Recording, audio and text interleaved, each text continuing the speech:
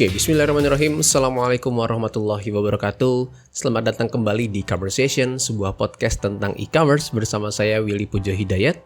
Terima kasih untuk teman-teman yang masih setia mendengarkan podcast ini sampai episode ke-39 ini. Bagaimana kabarnya? Di tempat teman-teman tidak banjir kan ya? Soalnya saat saya rekam ini, Jakarta lagi hujan terus. Biasa ya, abis tahun baruan, biasanya momen-momen rawan banjir.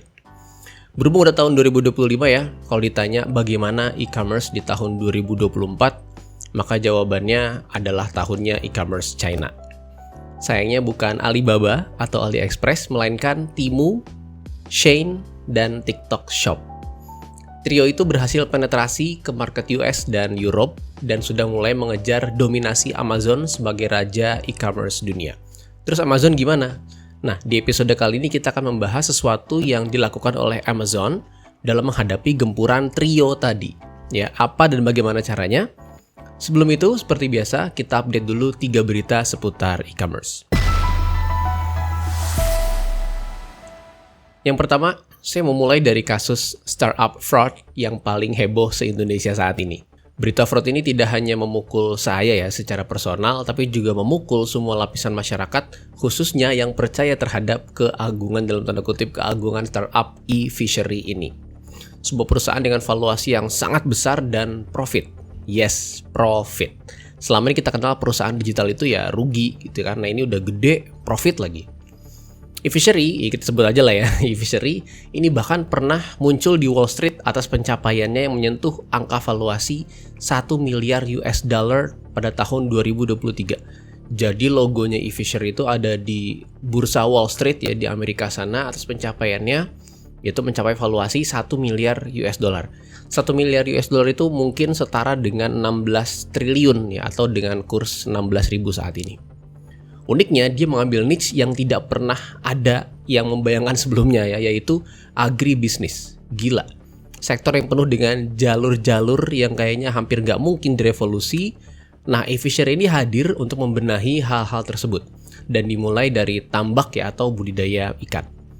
Saya dengar podcast dan beberapa event ya Mas Gibran Huzaifah, CEO-nya berbicara dan gila sih. Semakin kagum ya sama sama eager gitu, anak ITB yang dahsyat banget merubah dunia kayak Mas Ahmad Zaki dan yang ini ada Mas Gibran Huzaifah. Sampai akhirnya ada berita kalau Pak Patrick Waluyo dari North Star Group, investor e-fishery, melalui whistleblower melaporkan kalau e-fishery ini ada 2 laporan keuangan atau dengan kata lain ada laporan yang dalam tanda kutip dimanipulasi. Kabarnya, profit e-fishery itu sebenarnya nggak ada, jadi cuma di atas kertas aja, atau bahkan cenderung dalam tanda kutip lagi ya dimanipulasi. Sangat disayangkan ya, tapi jauh di lubuk hati saya yang paling dalam, saya masih nggak percaya ya ada berita seperti ini. Selain kok tega gitu melakukan ini kepada para pegawainya, kok tega juga gitu mematahkan hati saya. Banyak yang bilang kasus e-fishery ini bikin iklim startup semakin buruk, semakin banyak investor yang nggak mau invest ke Indonesia atau invest ke startup dalam negeri. Well, saya nggak tahu harus berkomentar apa, tapi beritanya cukup mematahkan hati saya ya, saya patah hati banget. Hati kecil saya sih bilang, kayaknya nggak seperti ini gitu harusnya, tapi ya mau dikata apa gitu, berita yang beredar saat ini ya seperti ini kondisinya. Semoga ada jalan lainnya, semoga ada pencerahan yang lain.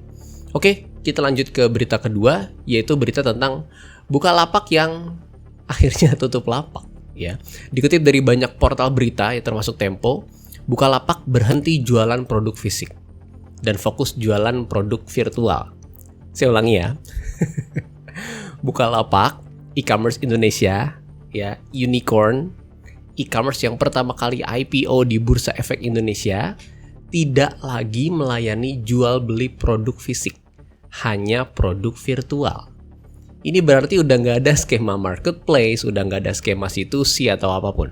Lagi-lagi saya sedih banget dengan berita ini ya, tapi ya dilematis juga gitu. Lagi-lagi mungkin benar juga kata Pak Patrick Waluyo ya saat dia ditanya kenapa Tokopedia dikeluarin dari GoTo. Jawabannya ya, ini pil pahit yang harus ditelan gitu. Nggak ada lagi opsinya, soalnya berat antara bertahan hidup atau mati. Jadi e-commerce memang berat ya. Apalagi dua sisi ya, multi-site business model macam marketplace seperti ini itu akan sangat sulit. Jadi per 1 Februari 2025 udah nggak bisa upload produk fisik di Bukalapak, dan per tanggal 9 Februari batas akhir pemesanan produk fisik. Terakhir, per tanggal 2 Maret sudah sama sekali tidak bisa memesan alias batal otomatis. Ya, apapun yang terjadi, semangat buat Bukalapak ya. Kalau memang lagi cari portofolio buat invest, kita bisa ngobrol ya. Siapa tahu Bukalapak mau invest ke podcast ini ya, ngomongin khusus tentang e-commerce biar saya makin semangat ya kan. Oke, lanjut ke berita ketiga. Berita ketiga datang dari Gojek dan Grab yang kabarnya mau merger lagi. Jadi berita ini kayaknya nggak sekali kita dengar ya. Awal 2024 itu udah ada wacana, tapi emang menguap begitu saja. Sekarang muncul lagi wacana untuk merger. Sebenarnya merger Gojek dan Grab itu, ini kata saya ya, kata Willy nih, kayaknya nggak akan berdampak signifikan ke keduanya, apalagi ke mitra ya atau pengguna. Ini sama aja kayak Gojek, Tokopedia digabung gitu, biar valuasinya makin besar aja gitu. Emang kalau valuasi besar gimana? Valuasi besar yang untung ya early investors. Lagi ya, apapun yang terjadi, memanusiakan mitra itu harus jadi concern bagi siapapun penyedia aplikasinya. Ya Gojek, Grab, Maxim, atau bahkan Muhammadiyah juga punya tuh, ada ride hailingnya juga ya. Itu juga semua harus memanusiakan manusia. Manusia harus dijadikan sentral gitu ya. Jadi tetap semangat, dan sekarang kita masuk ke topik utama podcast ini. Seperti yang tadi saya bilang, negeri panda ya. Nah, ada Shein ya, yang udah cukup lama bergulat di market US dengan produk fashion murahnya yang beneran murah banget. Modelnya bisa mirip sama Zara atau brand fashion kenamaan lain dengan harga 60% lebih rendah. Gak lama setelah itu muncul Temu, T-E-M-U. Kalau Shein tadi fokusnya ke fashion, kalau Temu ini jual hal apapun yang dengan harga yang murah banget, yaitu kurang dari $10 atau less than $10. Temu ini dia ngambil langsung dari manufaktur di China. Jadi Temu ini holding company-nya ini Pinduoduo, ambil barang dari manufaktur kemudian dikirimkan ke pembeli. Jadi jalurnya tuh pendek banget, ditebas semuanya sama Temu, dan akhirnya bisa murah banget karena ngambil langsung dari manufaktur. Terus ada lagi sosial media yang buat Instagram ketar-ketir ya, yaitu TikTok, dengan pengguna dan durasi watch time tertinggi dari China juga. Mereka membuat TikTok Shop dengan mendatangkan juga barang dari China yang mirip dengan Temu. Dunia internet dan e-commerce ini dibuat kocar-kacir ya dari trio dari China ini. Ini baru 3 ya, sebenarnya bisa dibongkar lagi dari sudut pandang lain, kayak misalnya otomotif, smartphone. Wah, itu bahkan beberapa perusahaan otomotif besar di Jepang itu sampai merger untuk menghadapi gempuran otomotif dari China. Ini luar biasa. Tapi itu di luar konteks kita, ya kita obrolin e-commerce-nya aja. Masalah otomotif udah ada Bapak Gubernur Otomotif ya, Bapak Ridwan Hanif dan Om Fitra Eri. Oke, balik lagi. Gempuran dari trio tadi, siapa saja yang terdampak? Nah, kita breakdown dulu satu-satu kenapa trio ini, Shein, Temu, dan TikTok Shop ini bisa akhirnya menguasai dunia internet dan khususnya e-commerce. Zara itu dikenal dengan model bisnis yang fast fashion. Artinya kurang lebih begini. Ini correct me if I'm wrong ya. Kalau saya salah, tolong diinfokan. Zara itu menciptakan satu model baju tertentu. Misalnya, dalam satu lot ya atau satu batch pembuatan itu mereka membuat langsung banyak tapi terbatas. Setelah itu dipasarkan. Setelah selesai produksi, satu lot atau satu batch, dan setelah dipasarkan, model itu udah nggak akan diproduksi lagi. Kemudian muncul model baru, kemudian dipasarkan lagi. Jadi loopnya seperti itu. Jadi istilah fast di sini mengacu pada siklus atau perputaran tadi. Model baju tadi jadi ya, kemudian diproduksi satu batch atau satu lot, dipasarkan, selesai. Jadi tidak ada reproduksi, kemudian diganti dengan model yang baru. Keunikan dari model seperti ini artinya kita betul-betul bisa dapat item yang rare ya, yang eksklusif dan terbatas. Apalagi cewek kan, baju nggak boleh sama pokoknya. Keren banget kan ya? Nah, Zara yang pertama kali mempopulerkan skema produksi seperti ini. Tapi kan Zara brand besar ya, harganya juga pasti mahal. Kemudian muncullah Shein, S-H-E-I-N dari China, yang sepertinya menduplikasi apa yang dilakukan oleh Zara, namun dengan harga item yang jauh lebih murah. Bahkan katanya sampai 60% lebih murah dari Zara. 60%, gila. Bahkan ada skema retur ya, atau ada coba dulu sebelum akhirnya beneran membeli. Nah, peluang ini dimanfaatkan oleh Shein untuk bisa penetrasi dan masuk ke pasar anak muda di US. Dan itu hasilnya luar biasa. Ya bayangin aja ya, mirip Zara modelnya, dan setengah harga, plus ada skema retur atau coba dulu sebelum akhirnya membeli. Itu diminati sekali. Sampai akhirnya Shein menjadi salah satu aplikasi dari 10 aplikasi top yang paling banyak diinstal di US tahun ini, kalau nggak salah tahun 2024. Itu tadi Shein yang memang niche-nya adalah fashion. Sebetulnya kalau mau teman-teman dengar tentang Shein, ya teman-teman bisa ke episode 28 di podcast ini. Oke, lanjut. Kemudian setelah Shein muncul yang namanya Temu. Temu atau TEMU, ini fokus ke item-item kecil atau aksesoris, atau bahasa kitanya mungkin perintilan ya, yang nilainya kurang dari $10. Selain harga yang menarik, dari Temu ini adalah itemnya yang unik-unik, yang mungkin nggak bisa mereka temui di Amazon atau di Etsy gitu. Udah unik, terus murah, serta pengiriman yang cepat. Jadi impulsif ya. Kenapa pengiriman cepat? Karena sebenarnya Temu ini bukan pertama kali melakukan ini. Ada AliExpress, ya, tapi AliExpress itu ke US lama. Bisa sampai 30 atau 40 hari. Kalau Temu ini kurang lebih 2 minggu udah sampai ke rumah-rumah di Amerika. Mengingat nilai barangnya yang kurang dari $10 gitu ya. Dan waktu nunggunya 2 minggu ya nggak bakal kerasa lah ya. Beda kalau kita beli barang 2 juta, itu mah sejam aja kayaknya lama banget gitu delivery-nya. Lebih dari itu, karena memang yang diserang dalam tanda kutip sama Temu ini adalah impulsive buying, jadi Temu ini punya skema algoritma menarik yang akhirnya membuat orang itu beli lagi, dan terus seperti itu. Kayaknya nggak ada nama spesifik buat algoritmanya, tapi big picture-nya yaitu item personalized, berdasarkan riwayat pencarian, riwayat pembelian, dan sebagainya. Jadi sama kayak FYP TikTok. Ya, untuk setiap orang itu beda-beda berdasarkan personalisasinya. Akhirnya apa? Sama seperti Shein, Temu menjadi salah satu dari 10 aplikasi yang paling banyak di-download di US. Ini lagi-lagi kalau nggak salah tahun 2024. Jadi sama ya, kalau teman-teman mau dengarkan lebih lengkap tentang Temu, itu ada di episode ke-35 di podcast ini. Silakan scroll aja ke bawah sedikit, nanti lihat di episode ke-35. Oke, jadi udah 2 ya, ada Shein dan ada Temu.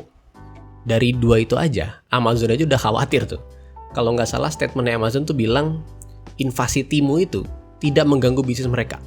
Tapi yang namanya kekhawatiran pasti ada lah ya. Kemudian muncul yang akhirnya namanya TikTok Shop. Kalau Temu sama Shein aja udah bikin pusing ya para pebisnis e-commerce di US, tunggu sampai TikTok Shop ini muncul dan memporak-porandakan semuanya. TikTok Shop akhirnya muncul di US setelah dia beberapa kali coba di Eropa dan Amerika Selatan. Begitu masuk pasar US langsung meledak, itu gila banget. Pengguna TikTok yang sosial media aja udah banyak banget gitu di US, kabarnya malah sampai melampaui Instagram, ya. Nah, data itu dipakai buat jualan juga. Kebayang nggak tuh, dahsyat sekali datanya ya. Yang menarik dari TikTok ini sebetulnya bukan item yang menarik seperti Temu atau Shein, tapi skema affiliate-nya yang menjadi bintang. Kalau Instagram itu orang itu harus terkenal dulu, ya, baru dapat endorse, baru dapat keuntungan gitu ya. Kalau TikTok Shop atau affiliate ini itu membuat siapa aja bisa dapat keuntungan dari produk yang mereka promosikan. Itu seru banget. Dan apa nggak meledak itu TikTok Shop ya. Akhirnya semua orang yang punya konten bisa jualan tanpa harus nunggu brand masuk atau endorse dari brand-brand besar tersebut. Hasilnya penjualan TikTok Shop di US ini gila banget. Ini ada datanya ya, datanya sepanjang tahun 2024 TikTok Shop bisa generate GMV atau Gross Merchandise Value itu sebesar 33,2 billion atau sekitar 498 triliun.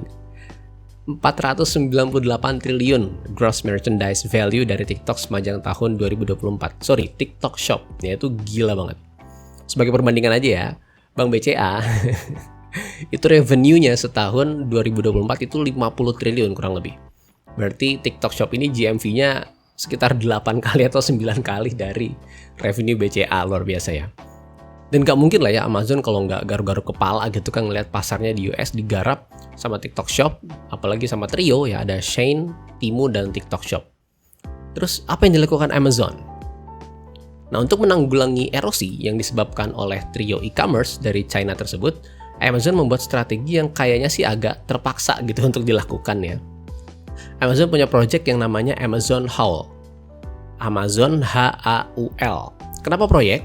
Karena memang skemanya ini masih beta. Ya, at least saat podcast ini dirilis masih beta ya. Dalam project ini Amazon membuat satu platform yang Amazon-based service untuk item menarik di kisaran $10-20. Ya.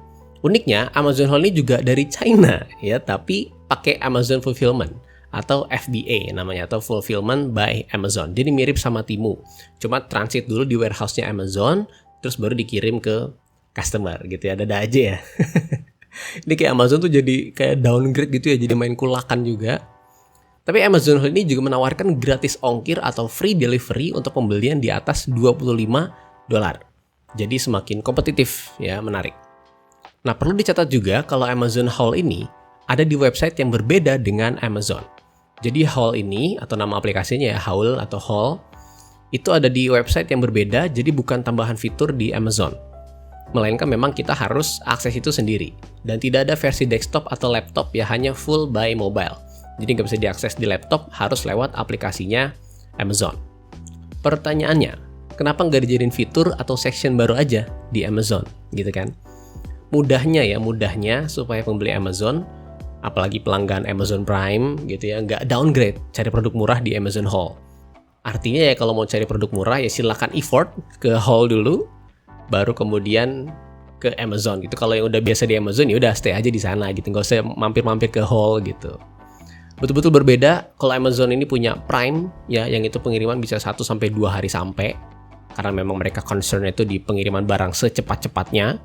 Kalau Haul ini berbeda. Makanya tagline Haul ini menarik, yaitu worth the wait, yang memang agak lama gitu, sekitar 2 minggu setelah order baru barang itu sampai gitu ya. Terus ada pertanyaan lagi, apakah bisa jualan juga di Haul sebagaimana kita jualan di Amazon? Sayangnya tidak, karena memang kan mau bersaing lawan Temu dan Shein gitu ya. Jadi pihak ketiga hampir nggak mungkin ada di situ sih, karena marginnya pasti bakal tipis banget, soalnya harga jualnya harus murah banget. Sampai podcast ini direkam, saya belum ketemu datanya ya terkait kesuksesan dalam tanda kutip Haul berkompetisi dengan Temu dan Shein serta mungkin TikTok Shop. Tapi sebenarnya keberadaan Haul ini seperti mengkonfirmasi kekhawatiran Amazon terhadap gempuran trio e-commerce dari China itu tadi. Selama ini mereka kayaknya chill aja gitu kan, tapi ternyata di dalamnya mereka khawatir juga ya. Nah, belakangan ini semua aplikasi e-commerce termasuk Haul, termasuk Amazon Haul, lagi was-was. Kenapa? Jadi gini, baru-baru ini, Amerika Serikat atau US sudah menyelesaikan proses pemilihan presiden. Bahkan udah dilantik. Ya, namanya nggak sekali kita dengar, bahkan beliau pernah jadi presiden sebelumnya, namanya adalah Bapak Donald Trump, yang terpilih lagi untuk menjadi presiden di US. Kemunculan Presiden Trump ini langsung jadi change maker gitu ya, untuk banyak sekali di pemerintahan, seperti kebijakan internasional dan tentunya bisnis. Nah, dari lini bisnis ini membuat banyak sekali perusahaan seperti bersiap-siap gitu ya. Ibaratnya kayak besok mau ada badai gitu. Jadi nyaris semua bisnis itu langsung bersiap-siap. Kenapa? Karena Trump punya kebijakan nasionalis yang lebih mengutamakan produk dalam negeri dan memberikan pajak yang tinggi untuk produk impor, apalagi impor dari China. Kabarnya produk yang datang dari China bakal kena pajak 60-100% untuk masuk ke US. Saya ulangi ya, Trump akan mengenakan pajak 60-100% untuk barang-barang dari China yang masuk ke US. Gila kan? Sekarang bayangin, ada berapa juta produk Cina yang masuk ke US setiap harinya. Oke lah, mungkin B2B. Nah, trio e-commerce ini bagaimana? Bagaimana nasib Shein, Temu, TikTok Shop? Oh iya, bahkan beberapa waktu lalu US itu tidak bisa mengakses TikTok.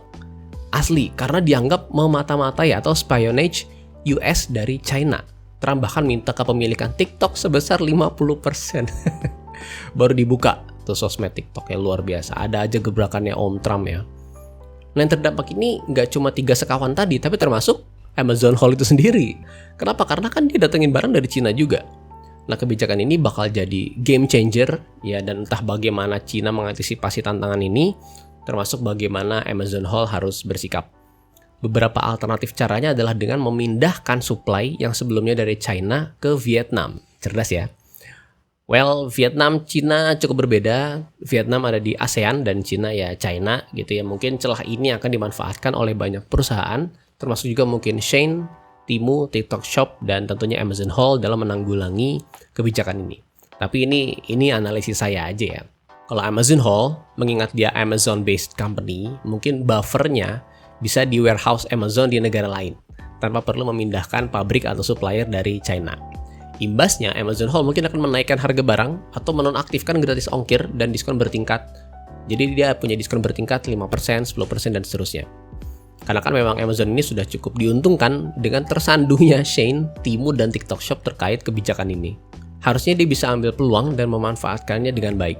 Oke, itu dia Amazon Haul dan bagaimana serunya kompetisi Amazon Haul melawan trio dari China dalam menggarap segmentasi low prices di US. Kita coba recap ya. Kesimpulannya gini.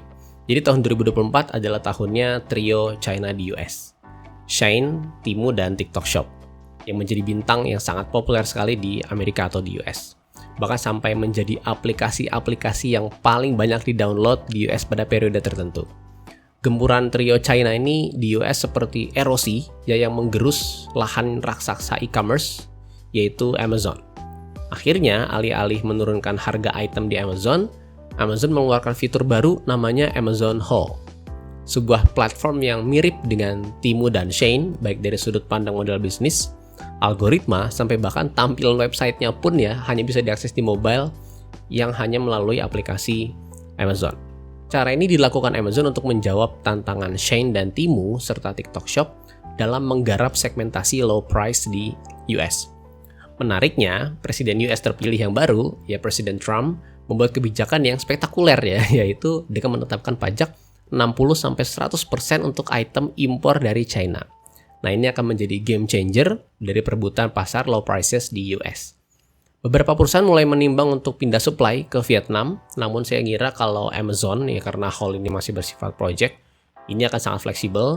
Mungkin Amazon akan menggunakan warehouse mereka di negara lain sebagai buffer ya, baru kemudian masuk ke US. Konsekuensinya ya mungkin tidak ada lagi fitur free ongkir atau diskon bertingkat yang selama ini cukup menjadi nilai jual dari Amazon Haul. Jadi, beberapa mengkhawatirkan blokade dalam tanda kutip yang dilakukan US ini berimbas pada jutaan produk Cina yang tidak bisa diabsorb ya, tidak bisa diserap di sana. Akhirnya jalan alternatifnya adalah di market lain. Salah satunya Asia Tenggara, ya udah Indonesia lah ya sebut aja. Khawatirnya begitu, malah luber ke Indonesia. Jadi Indonesia bakal dibanjiri oleh produk murah dari China yang akhirnya akan berdampak terhadap produk lokal.